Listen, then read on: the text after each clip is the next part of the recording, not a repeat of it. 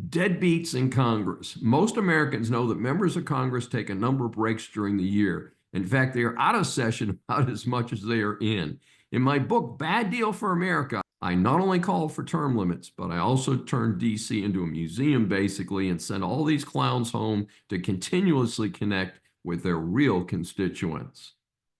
I thought the summer break might relate back to the pre-air conditioning days. After all, DC is hot and humid in the summertime. Used to live there, I know that for a fact. However, the U.S. Capitol is one of the first buildings to get climate control, courtesy of that amazing American Willis Carrier who invented it in 1902. The U.S. Capitol was air conditioned in 1928, and reportedly it is cold, not hot. I note the Texas legislature, and take note of the sheer size of Texas, only meets for 5 or 6 months in odd numbered years. So we could pay members of Congress a great deal less if we designated them part-time, required them to work from their home districts, and a novel idea actually work for the people during the defined period when we suffering taxpayers are paying them. Apparently, the so-called August recess system started in 1961, not 1861.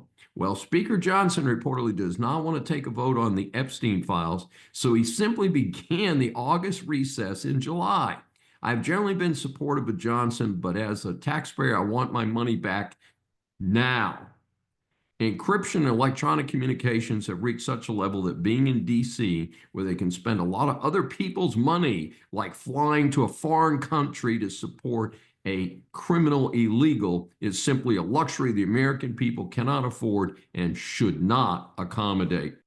Let's save some money, Washington. Cut your salaries, cut your benefits, and go home. This is Dr. David D. Shine. Thanks for joining me for this special edition of Saving America.